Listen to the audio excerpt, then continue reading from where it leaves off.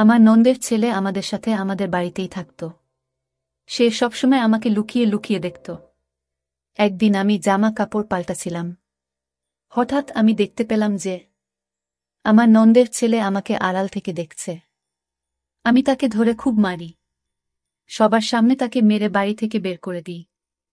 একদিন আমি বাজার থেকে ফিরে এসে আমার মেয়ের ঘরে যাই। আর সেখানে গিয়ে আমি যা দেখি তা দেখে আমার হুঁশ উড়ে যায়। কারণ আমার মেয়ের সাথে ববিতা কাজ করার সময় একটু চোখ কান খোলা রাখবে। সবসময় তাড়াহুড়ো করে কাজ করো তুমি। আমার শাশুড়ির গলার আওয়াজ শুনে আমি তাড়াতাড়ি কড়াইয়ের তেলে পেঁয়াজ ঢেলে বাইরে বেরিয়ে আসি। কে জানে আমি আবার কি ভুল করে ফেলেছি। আমার বিয়ের ৮ মাস হয়ে গেছে। আর এই ৮ মাসের একদিন ও যায়নি যেদিন আমি শাশুড়ির বকা খাইনি। আমার শাশুড়ি এক হাতে ঝাড়ু নিয়ে টিনের বাক্স কাছে দাঁড়িয়েছিলেন, যেটা দেওয়ালের সাথে লাগা ছিল। টিনের বাক্সের পেছন থেকে ঝাড়ু দিয়ে জোর করে ধুলো বের করার চেষ্টা করছিলেন। এটা ওনার রোজ দিনের কাজ। ঘরের কোনায় কোনায় গিয়ে আমার কাজের খুঁত বের করা। আমার স্বামী সবুজের আসার সময় হয়ে গেছে। সে যদি এসে তার মায়ের হাতে ঝাড়ু দেখে, তাহলে আমার কপালে দুঃখ আছে। আমি এগিয়ে গিয়ে মাকে বলি, ঝাড়ুটা আমাকে দিন মা, আমি ধুলো বের করছি। শাশুড়ি মা মুখটা বেজার করে আমার হাতে ঝাড়ুটা ধরিয়ে দেন আর বলেন, যখন আমার মেয়ে ঘর পরিষ্কার করত তখন পুরো বাড়ি চকচক করত। সে শ্বশুর বাড়ি চলে যাওয়ার পর থেকে বাড়ির চমকটাই নষ্ট হয়ে গেছে। উনার কথা শুনে আমার খারাপ লাগে। আমি সারাদিন ধরে বাড়ির কাজ করতাম, কিন্তু কিছুতেই উনার মেয়ের মতন কাজ করতে পারতাম না। অনেক কষ্টে আমি কোণা থেকে না দেখতে পাওয়া ধুলো বের করে যখন রান্নাঘরে যাই, তখন দেখি সব পেঁয়াজ পুড়ে কালো হয়ে গেছে। আমি বুঝতে পারছিলাম না আমি কি করব। বাড়িতে আর পেঁয়াজ নেই। আর বিকেলে আমার ননদ আসবে তার স্বামীর সাথে। আমি শাশুড়িকে কিছু না বলে চটপট ঘরে গিয়ে সবুজকে ফোন করে বলি সে যেন ফেরার সময় পেঁয়াজ কিনে নিয়ে আসে। এটা শুনে সবুজ একটু রেগে যায় আর বলে, তোমার সব কাজ শেষ মুহূর্তে কেন মনে পড়ে? কিন্তু যখন আমি তাকে অনেক অনুরোধ করি, তখন সে রাজি হয়ে যায় আর ফেরার সময় পেঁয়াজ কিনে নিয়ে আসে। তার আগে আমি লুকিয়ে লুকিয়ে পোড়া পেঁয়াজগুলো ওখান থেকে সরিয়ে দিই। আমার নন্দের আসার আগেই আমি বিরিয়ানি বানিয়ে ফেলি। আমার নন্দের বিয়ে আমার সাথেই একসময় হয়েছিল। সে শ্বশুর বাড়ি চলে গেলেও তার সুস্মৃতি এই বাড়িতে রেখে গিয়েছিল। উঠতে বসতে আমার শাশুড়ি তার মেয়ের কথা বলতেন। আমি খুব যত্ন করে ডাইনিং টেবিলে খাবার সাজাই। আমরা সবাই যখন খেতে বসি, তখন আমার স্বামী আমার বিরিয়ানির খুব প্রশংসা করে। কিন্তু আমার শাশুড়ি আমার সব আনন্দে জল ঢেলে দেন। তিনি বলেন, কিন্তু আমার মেয়ের হাতের বিরিয়ানির রংটাও কত সুন্দর হতো। এটা শুনে আমার সারা দিনের খাটুনি মাটি হয়ে গেল। আমার পেটটাও একদম ভরে গেল। আর কোনো খিদে রইল না। আমি সবার এত বাসন তুলে সেগুলো রান্নাঘরে মাজতে নিয়ে যাই। আমার চোখে পানি চলে আসে। আমার বাপের বাড়ির কথা মনে পড়ে যায়। ওখানে বাবা আমার সব কাজের প্রশংসা করত। আমার রান্না করা খাবার তো সবাই চেটেপুটে খেত। আর এখানে হাজার চেষ্টা করা সত্ত্বেও কারোর আমার কাজ পছন্দ হয়ে ওঠে না। আমার স্বামী আর শাশুড়ি সারাদিন আমার নন্দের নাম করত। আমার ননদ তাদের প্রাণ ছিল। আমার শাশুড়ির ভাইয়ের ছেলের বিয়ে ছিল, আর তার জন্য আমি জামা কাপড় খুঁজছিলাম। তখন আমার শাশুড়ি আমার ঘরে এসে বলেন, বৌমা, আজ তুমি শাড়ি পরে যেও, কারণ আমার মেয়েও শাড়ি পরে। এটা শুনে আমি চিন্তায় পড়ে যাই। আমি শাড়ি সামলাতে পারি না। কিন্তু আমি এটা বুঝতে পারছি না যে আমার ননদ শাড়ি পরছে বলে আমাকেও কেন শাড়ি পরতে হবে। সবুজ অফিস থেকে ফিরে আমার গোমরা মুখ দেখে জিজ্ঞেস করে, কি হয়েছে তোমার? আমি বলি, মা আমাকে শাড়ি পরতে বলেছেন। আমার শাড়ি পরতে ভালো লাগে না। হাজার চেষ্টা করে পুরো শরীর ঢাকা সত্ত্বেও আমার মনে হয় যে আমার চেহারাটা পুরো ঢাকা পড়ে না। সবুজ এসে বলে, তুমি শাড়ি পইরো না। শাড়ি শুধু আমার বোনকেই মানায়। এটা শুনে আমার খুব রাগ হয়। আমি জেদ করে শাড়ি পরি আর কোনো রকমে তুলতে তুলতে বিয়ে বাড়িতে গিয়ে পৌঁছায়। ওখানে গিয়ে আমি জানতে পারি যে আমার ননদ গর্ভবতী। সে খুশি হয়ে সবাইকে এই খবরটা শোনাচ্ছিল। এটা শুনে আমিও খুশি হই। কিন্তু কিছুক্ষণ পর আমার সব আনন্দ মাটি হয়ে যায়। আমার ননদ গর্ভবতী শুনে সবাই আমাকে প্রশ্ন করতে শুরু করে যে আমি কবে গর্ভবতী হব, কারণ আমাদের একসাথে বিয়ে হয়েছিল। আমি বুঝতে পারছিলাম না সবার প্রশ্নের কি উত্তর দেব। পরের দিন আমার শাশুড়ি আমাকে ডাক্তারের কাছে নিয়ে যান। তারপর জানা যায় যে আমার কিছু সমস্যা, যার চিকিৎসা হওয়ার পরেই আমি মা হতে পারব। বাড়িতে এসে আমার শাশুড়ির সারা বাড়ি মাথায় তোলে। আমি ঘরে দরজা বন্ধ করে বসে থাকি। সবুজ আমাকে এই নিয়ে কিছু বলে না, কিন্তু সবাই আবার আমার নন্দের প্রশংসা করতে থাকে। আমার শাশুড়ি তার জন্য অনেক রকমের রান্না করতেন। আমাদের বাড়ি থেকে তার জন্য খাবার, ফল, জুস সব যেত। যেন মনে হতো যে তার শ্বশুর বাড়িতে কিছুই নেই। শেষমেশ সেই দিনটা আসে যেদিন আমার নন্দের একটা ফুটফুটে ছেলের জন্ম দেয়। আমার নন্দের ছেলে অনেক ছোট বয়স থেকেই আমাদের বাড়িতে থাকত। আমার নন্দের স্বামী কাজে যাওয়ার সময় তাকে আমাদের বাড়িতে দিয়ে যেত, আর ফেরার পথে তাকে নিয়ে যেত। আমার ননদ ঘর আর বাচ্চা দুটো একসাথে সামলাতে পারত না, তাই সে তার ছেলেকে আমাদের বাড়িতে পাঠিয়ে দিত।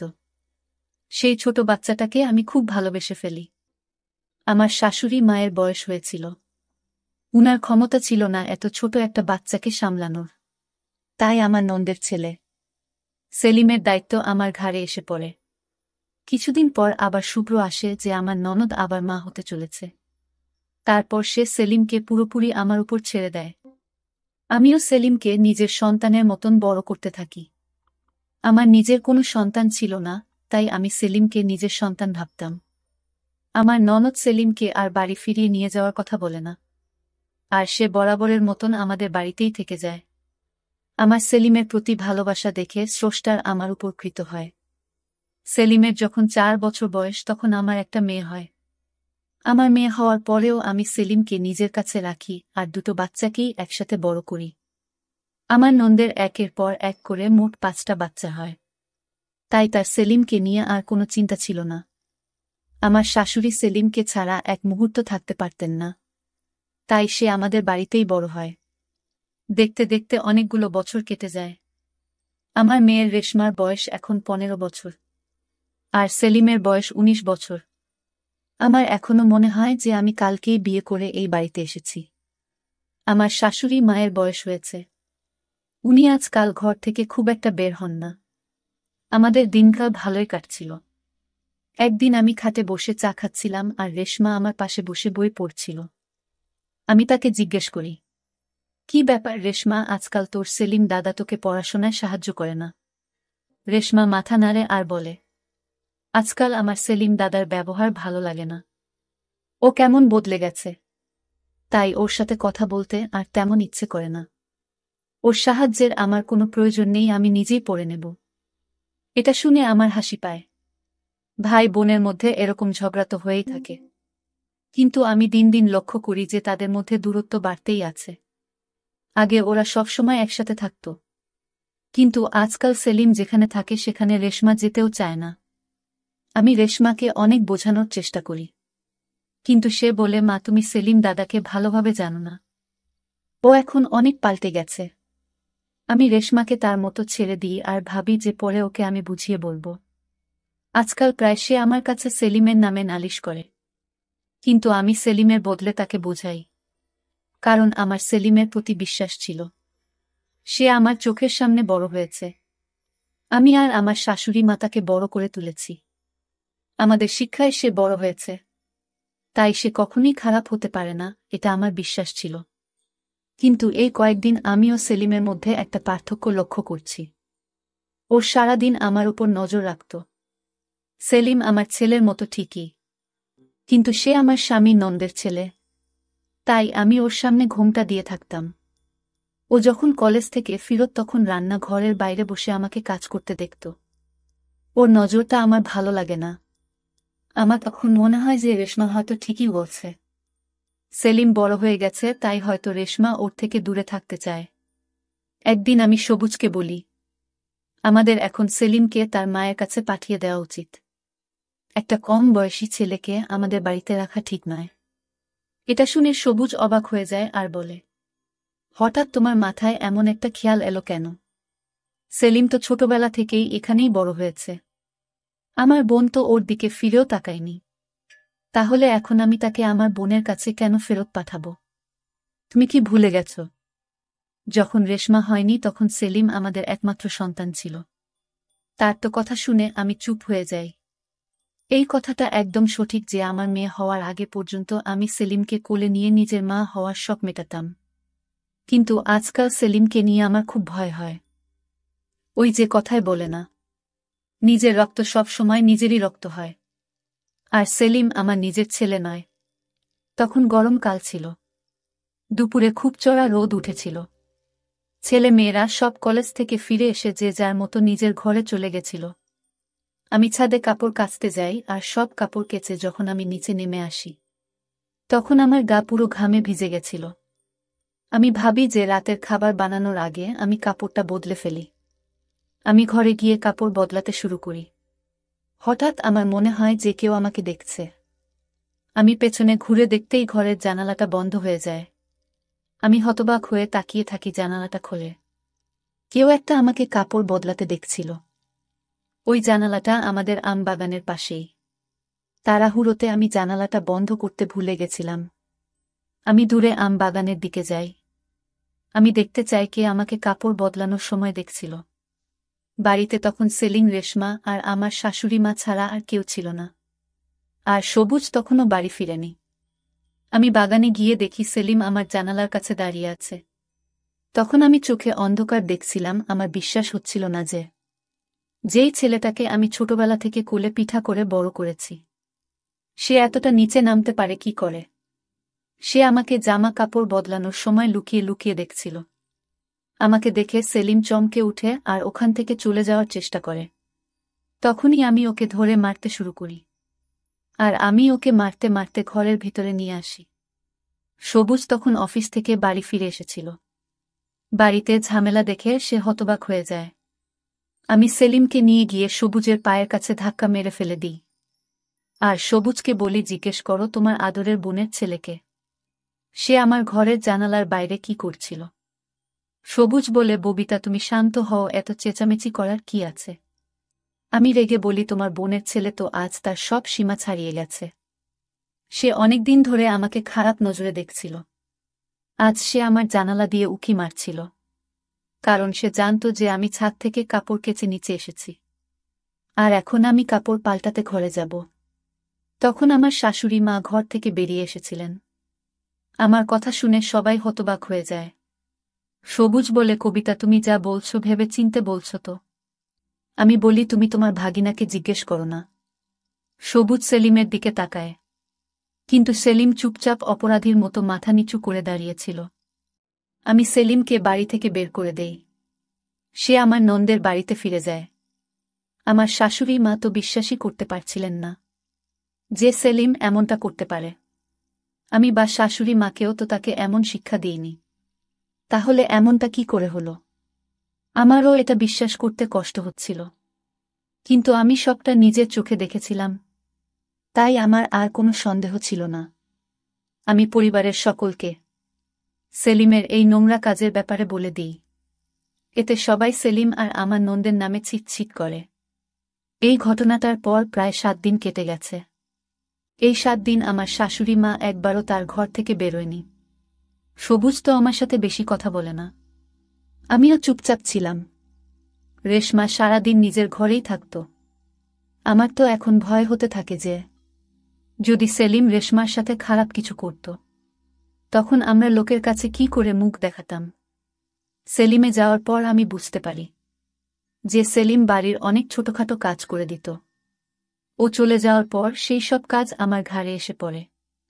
আমাকে রোজ বাজারে যেতে হতো। সবুজ সারাদিন অফিসে থাকত আর সে অনেক বেলা করে ফিরত। তাই কিছু কেনার দরকার হলে আমাকে বাজারে যেতে হতো। একদিন দুপুরে খুব চড়া রোদে আমাকে বাজারে যেতে হয়। আমি কয়েকটা কেনাকাটা করে তাড়াতাড়ি বাড়ি ফিরে আসি। বাড়ি এসে আমি প্রথমে রেশমার ঘরে গিয়ে তার পছন্দের কেকটা দিয়ে আসি।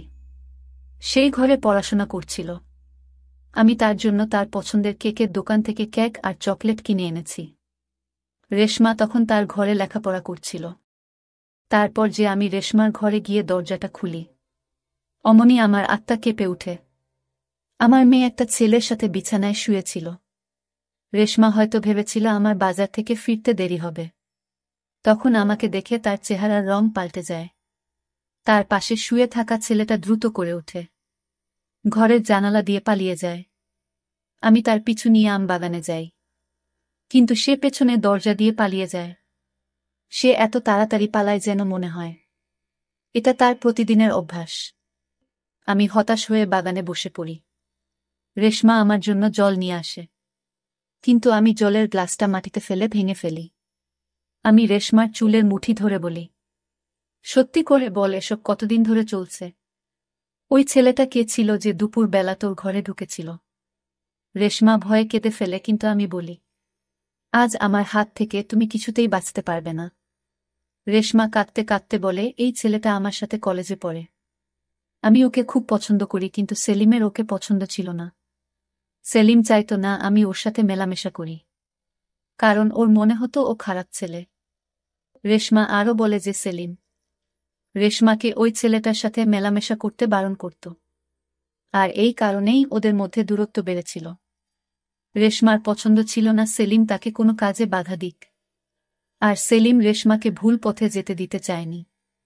সেলিম আমাকে রেশমার ব্যাপারে অনেকবার জানাতে চেষ্টা করেছিল, তাই সে আমার আশেপাশে ঘুরত, কিন্তু তার সাহস হয়ে ওঠেনি। এই কথাটা আমাকে মুখ ফুটে বলায় রেশমা সেলিমের বিরুদ্ধে আমার কান ভাঙাত, ওর নামে খারাপ কথা বলত। তাই আমি সেলিমের নজরের খারাপ অর্থ বের করেছিলাম, কিন্তু সেলিম আসলে আমাকে রেশমার ব্যাপারে বলতে চেয়েছিল। সেদিনও যখন আমি জামা কাপড় পাল্টাছিলাম, তখন ওই ছেলেটা রেশমার সাথে দেখা করে বাগানের পিছনে দরজা দিয়ে পালাচ্ছিল। তার নজর যখন আমার জানালার দিকে পড়ে, তখন সে সেখানে এসে আমার ঘরের জানালা দিয়ে উঁকি মারে। সে লুকিয়ে লুকিয়ে আমাকে দেখছিল। আমি যখন বাগানে গিয়ে পৌঁছাই, তখন ওই ছেলেটা পেছনে দরজা দিয়ে পালিয়ে গেছিল। সেলিম বুঝতে পেরেছিল যে সে বাগানে আছে, তাই সে তাকে ধরার জন্য বাগানে গেছিল। আমি যখন বাগানে যাই, তখন আমি সেখানে সেলিমকে দেখতে পাই, আর আমার মনে হয় যে সেলিম আমার ঘরের জানালা দিয়ে উঁকি মারছিল। কিন্তু আসলে সেটা সেলিম ছিল না, সেটা ছিল রেশমার প্রেমিক সবুজ। আর আমার শাশুড়ি মা যখন সেলিমকে প্রশ্ন করে, তখন সে কোনো কথা বলে না, কারণ সে রেশমার সম্মান বাঁচাতে চেয়েছিল। এটা যদি জানাজানি হতো যে রেশমা তা নিজের বাড়িতে তার প্রেমিকের সাথে দেখা করে, তাহলে সবাই ছিছি করত। আমার শাশুড়ি মা সবাইকে বলে বেড়াতো যে আমি আমার মেয়েকে শিক্ষা দিতে পারিনি। সেলিম চায়নি আমার দিকে কেউ আঙুল তুলুক, তাই সে সব দোষ নিজের ঘাড়ে নিয়ে নিয়েছিল। রেশমার সবটা জেনেও চুপ করেছিল, সে কাউকে সত্যিটা বলেনি। রেশমার কথা শুনে আমার হুঁশ উড়ে যায়। আমি না জেনে অনেক বড় ভুল করে ফেলেছি। আমি যাকে দোষী ভেবেছিলাম, সে আসলে আমার বাড়ির সম্মানের কথা ভেবে এত কিছু সহ্য করেছে। আমাকে এখন যে করেই হোক ভুলটা শুধরে নিতে হবে। আমি তখনই আমার ননদের বাড়িতে চলে যাই। সেখানে গিয়ে সেলিমের কাছে হাত জোড় করে ক্ষমা চাই। সেলিম আমাকে জড়িয়ে ধরে বলে, মামি, তোমার ক্ষমা চাওয়ার কোনো প্রয়োজন নেই। আমি তোমাকে খুব ভালোবাসি। তোমার জন্য আমি সবকিছু করতে পারি। আজ সেলিম প্রমাণ করে দিল যে ভালোবাসার সম্পর্ক রক্তের সম্পর্কের থেকে অনেক বড় হয়। আমি বাড়ি ফিরে সবুজ আর আমার শাশুড়ি মাকে সবটা খুলে বলি। আমি সেলিমের সাথে অন্যায় করেছি, তাই তারা আমাকে যে শাস্তি দেবে আমি মাথা পেতে নেব। কিন্তু সবাই আমাকে ক্ষমা করে দেয়।